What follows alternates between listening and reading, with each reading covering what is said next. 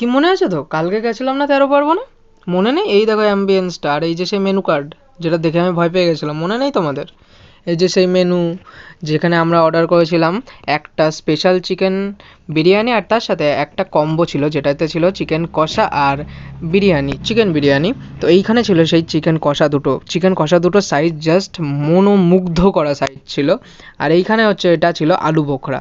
আলু বোখরাটা আমি খাইনি, মানে খাওয়া যায় কিনা আমি সত্যি জানি না, আমি হাতে ধরে ফেলে দিয়েছিলাম। খাওয়া তো মনে হয় না যে যায়। তো রাইসটা মোটামুটি ভালোই ছিল, একটু অয়েলি ছিল বাট ঠিকঠাক ছিল।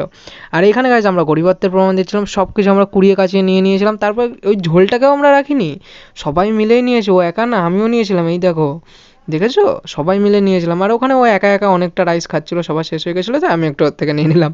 তো পাশে হচ্ছিলো একজনের বার্থডে, দুজনের বার্থডে হচ্ছিলো, তো দিয়ে দিয়েছিলো একটা কেক। তো কেকটা খেতে তো সেই ছিল। তো tata bye bye, see you guys, দেখা হচ্ছে next